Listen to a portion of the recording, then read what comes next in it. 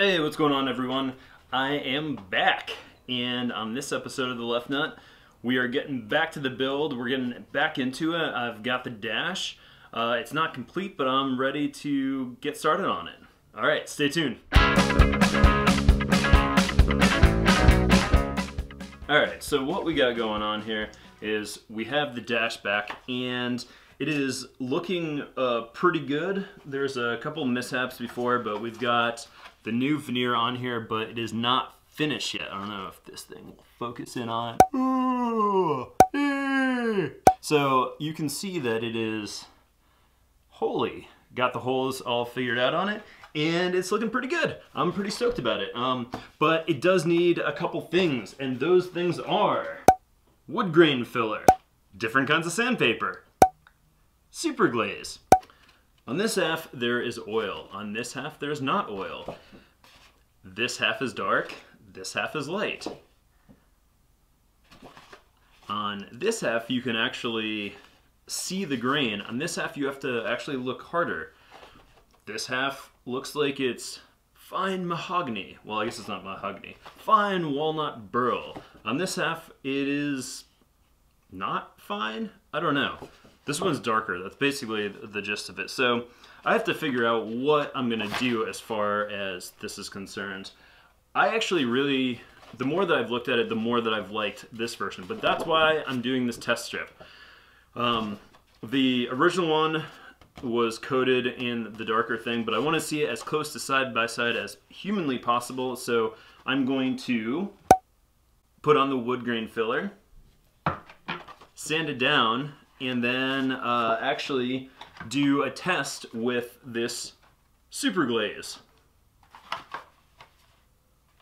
It's thick as 60 coats of varnish, so yeah, that should be interesting. So that's what's going on. The time lapse is rolling, and that is the beginning of this episode. This episode will probably take a couple days as I'm going through it. All right, let's get to work.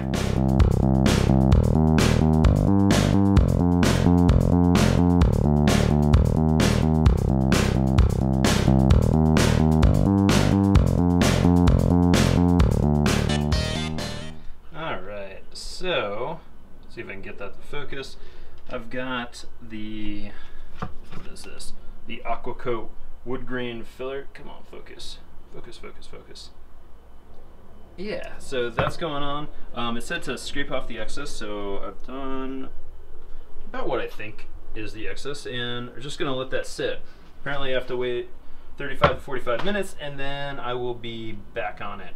So in the meantime, it's not a bad idea to maybe do a couple other things while I'm waiting. There's a good chance that this might get cut short, but if it doesn't, I've got this guy cleared up here. I had to do some finagling with my cables, so I actually cut out a piece of this. So I still have to mock up a piece that covers that, and maybe we'll definitely install a grommet to cover those wires. They're not wires. Hoses and tubes. Oh, I guess there's a wire there too. So that will be happening fairly soon, potentially on the next time lapse. Is kind of what I'm thinking, is that I'll start mocking that stuff up and getting it together, getting ready to close off the foot box, because that's the last panel that needs to go on. So that's just kind of waiting, and then I can finally finish up with the carpet, and the interior and paneling will be pretty much set. Well, all the interior paneling at least. There's going to be some exterior paneling as we move along. So, all right, let's get to work.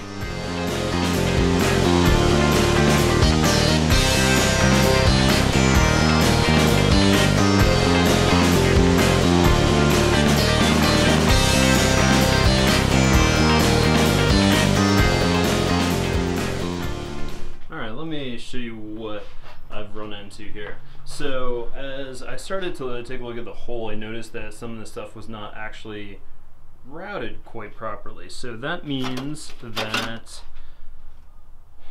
what I should have done is this hole here, that should be the main pass-through for the cables. I really hope this helps someone else because I really screwed the pooch on it. So basically you have your, whatchamacallit, your, oops, I'm like getting lost. Let's see, down here. Okay, so basically you have, can I get this to focus? Yes. Your fuse box down here, right? I'm sure I'm making some people sick. Which, basically all of the cables come out of the fuse box. So this is like the main point. So from there, they have to be routed in different directions. So what really should happen, as I'm looking at it now and realizing my mistake, is, all right, let's zoom out, that's a lot better. All right, so really what should happen is that the cables should come out of the fuse box, let's see, come right past the steering shaft, over the steering shaft, and then basically behind the dash, and then you drill a hole here and put a grommet, and that's where everything goes. Now, the problem that I've run into, besides the fact that I didn't do that in the first place and cut a nice hole in this piece of aluminum like a freaking idiot, is I actually, for the rear harness, so this guy here, this goes basically to the taillights and to the fuel pump and everything in the back of the car. This should be routed through this hole right here. And then it should come around and meet up with this. Now the problem is that this is pretty much in a fixed location. These two guys right here. Basically it says rear harness on them. This is in a fixed location because it is attached to the fuse box. And the cable, this guy, can't, well, I might be able to now get it through that grommet, but that looks like it's gonna be a huge pain in the ass with all that other stuff here, trying to get these connectors through there, is I've actually gone and it runs past the drive shaft. So I've connected, I've pinned down this cable. So that means that I have to go back through there, jack up the car, probably undo those pins. They're little like, not pins, like P-brackets that are riveted on. So it looks like I might have to do that. I'm gonna give it a whirl, see if I can't get it through there. If I can, that would be awesome. That would move everything along and yeah, make my life a lot easier. All right, let's keep going.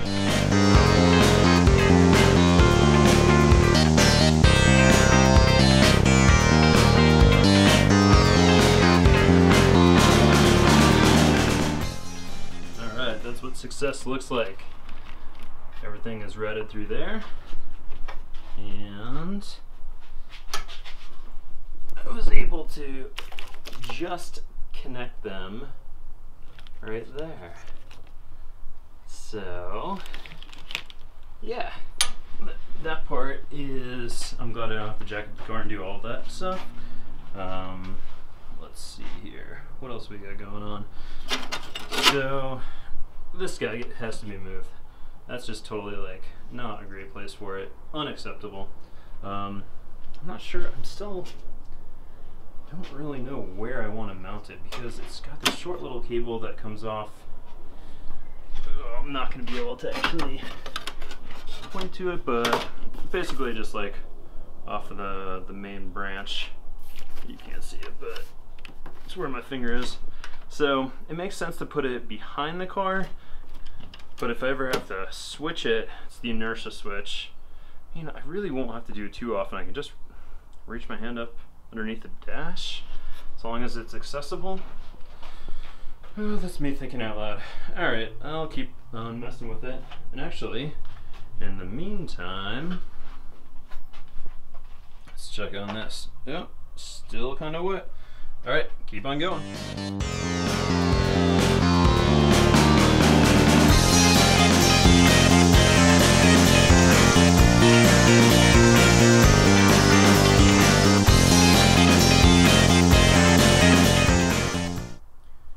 Alright, that looks good where it is.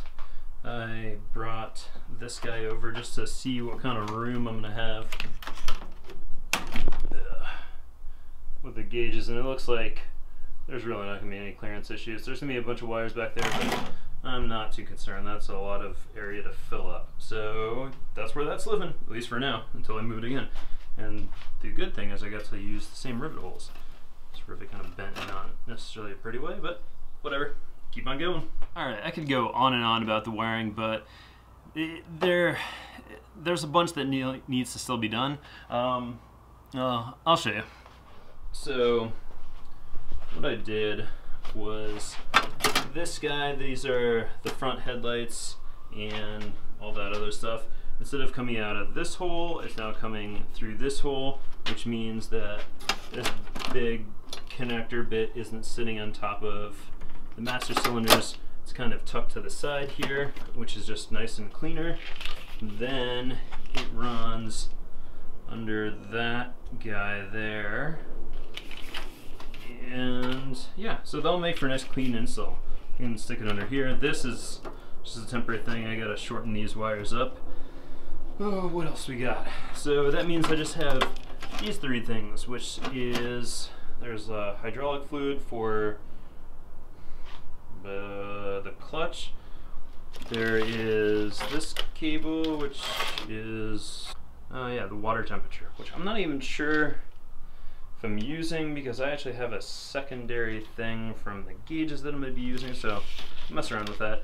And then, but the biggie is the clutch hydraulic cable. For the cable clutch, that would have come off of here and would have gone out this hole, and then the cable would have wrapped around. However, this guy is not long enough to do that, so that's where it's going. So I would have needed a hole there anyways. I just made it way bigger than I needed to. But I'll try to make it look nice and patch it up, and if it looks ugly, then I'll get another piece. And that's just the way that that's gonna go. So now I'm gonna turn my attention back this guy.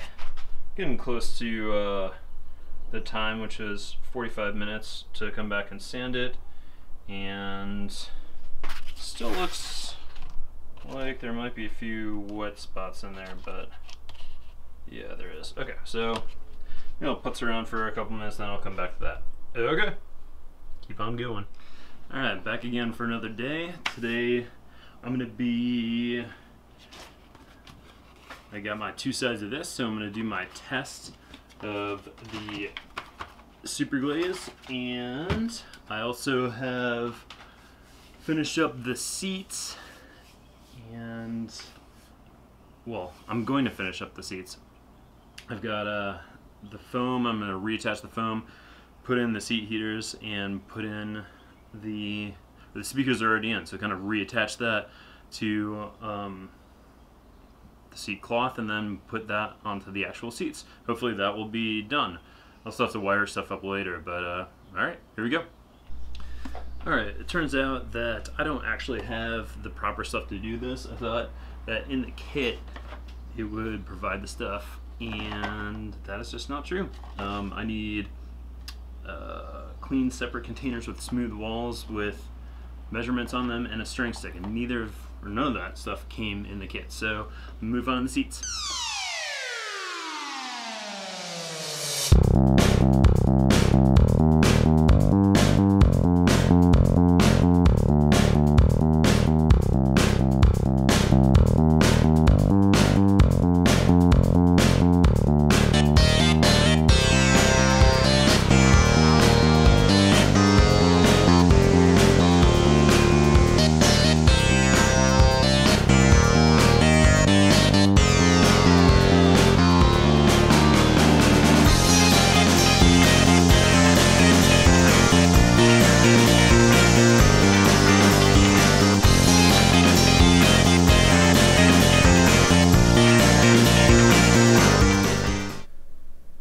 So I'm going to cut this one a little bit short. This particular process is just taking forever. I got one of these little flaps up. I've got about that much done, And I still have all that foam to go and all the foam on the top. Fun stuff. Just a quick update. I'm sitting around watching a little television and working on the chair or the seat, and I just got foam out of off of the headrest. I was gonna cut from behind, but it's actually too thin. So these are definitely gonna be sticking out the back, it looks like, which is kind of unfortunate, but I guess I can cover it in the back there. So yeah, I'm about to start hacking away at this thing. All right, more later. All right, just checking in. I got this kind of sunk into here, and then this is how much poke out I'm getting in the back. It's actually not too bad, and I imagine it'll look kind of, with two of them, it won't look crazy. I'll take the barcodes off maybe. So yeah, that's about where I'm at. And I was just hoping that this cage part for the speaker wasn't me showing. With just this, it almost looks, I don't want to say intentional, but it's not bad. It's not bad at all. It could be a lot worse. Probably the only thing is that there's going to be two cables that will come out, so I'm going to have to do a little bit of cable management to make it look nice and neat coming out and towards the amp, wherever I'm going to mount that. Or I'm mounting that in the trunk. But. So yeah, all right, I'll kind of keep on. I'm actually pretty pleased. I think that this is going to go well. One thing I will point out, I got these Roxford Fosgate speakers, and if you look at it this way, this guy pokes out more than this. So when you're sinking it in there, I'll take this out for a second. You got to make this hole deeper than just this lip to be able to get it in there. And yeah, chopping away at foam, fun stuff. All right, so I've got a couple of these guys drying, and I'm getting ready to tack up that. That's the bottom of the seats. That's the bottom seat cushion. I've also done the headrest and got the speakers back in there, so these guys are tacking up too. And yeah, going along pretty well. We'll see how it comes out. All right.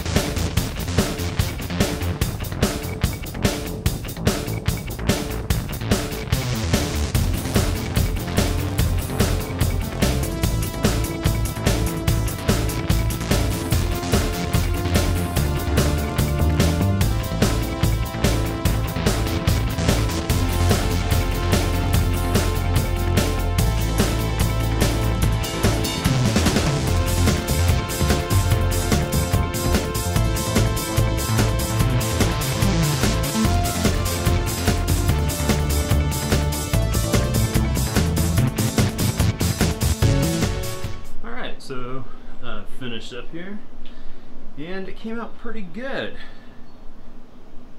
They're looking, this is the passenger side. See the bent in wing on right here. Yeah, not bad. There's this is where the submarine strap will go, and you can actually cut this piece out. So I still need to take an X-Acto and I don't know where it is. Go ahead and cut it out. But I think fit pretty decent. No real complaints. Things that I have learned in this process. Let's see. So the headrest, this is kind of interesting. Nothing protrudes in the back. I don't exactly know. I might have to cut holes, relief holes for the speakers, because the way that they are is that you can actually you know what, like the cone part of the tweeter is like sticking out pretty good right here and here. I can feel them with my head, so they probably needs to be set in a little bit more. But other than that, yeah, I'm pretty pumped with the way it turned out. They were apart for such a long time that I almost like despaired of them ever going back together. But pretty cool, pretty easy. I think the speakers are going to work out pretty well. I'll route them through the back, and the seat heaters, they just route through where the lap belt goes, right there. So good stuff. All right, keep on rolling. All right, we're set to go with the test strip. I've got the resin and the hardener ready to go, and everything is cleaned off and tacked off. Yeah, I'll check in a second when I'm done. All right, so here we got the test strip going, and on the right hand side, let's see if it's gonna focus in on here, is the one without the stain, or the oil, excuse me, and this one does have the oil. Breathing on it, it gets the bubbles out. Heat also does that, or it's not the heat, it's the fire burning the carbon dioxide, but it also, if you're not careful, will actually warp the wood. So things to learn. Good stuff. This has a little bit of a curve in it, so it's also pooling a little bit. I don't know if you all can see that, but yeah, looks good. We'll let it sit and see what happens. All right, so here we go. We got the sample finished off, and a couple things I've learned is that I probably need to keep a better eye on it, because you can see these little marks all throughout it, which look like maybe bubbles or dust. I'm definitely going to set up got a plastic drop cloth that I'm going to put over it to try to keep any dust or contaminants out of it. All right, just poured on the resin, and it's looking pretty good. I have high hopes that this is going to come out well. All right. Yeah, check back in when it dries up.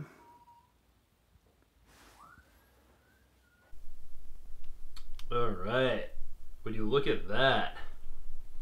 That is looking pretty awesome. And my cat is meowing in the background. Check that out. I can see the reflection of the chair. Oh, that is pretty tight. Yeah, I'm pretty excited about that. Nice! This is all dry, by the way. It's been 24 hours. I gotta wait another 48 hours before it's like fully solid and I can actually start installing it, but this came out way better. Yeah, that stuff is super cool. I covered it with this plastic and try to be super careful. Even still, there's a couple little specks. I don't know, I probably won't be able to get it to come out on here, but there's like a couple little divots where like specks of, let's see if I can, oh hey, I can see myself. Yeah, I'm not gonna be able to get it to come out on video, which means it isn't that bad, but there's a couple little like dust specks or bubbles that got in. I thought I was really careful with how I went through it when I was putting it on, but missed a couple things. It's not the end of the world though. Yeah, actually far from it. It looks awesome. Highly, highly, highly recommend this process. Alright, so that's it for this episode. The seats came out awesome. I'm super stoked that they're back together, and the next thing on the agenda, at least as far as the seats are concerned, is that I probably need to clearance out the back because of the way that they poke out at the headrest. That doesn't seem to be actually that big of a deal. Scott from the forums has actually done some pretty awesome stuff with putting some plastic back there, so I'm gonna go ahead and probably do the same thing. That might be a little bit down the line because I'm trying to move this thing along. And then as far as the dashboard is concerned, we're in business. That is looking really, really cool. I'm just super stoked by the way that that came out. So give that a little bit of time and I'll be able to mount the gauges. and go from there. Alright, so if you like this video, go ahead and smash that like button. I kind of hate saying that. Click the like button. And if you really liked it, go ahead and subscribe to the channel. New videos every week. Alright, peace!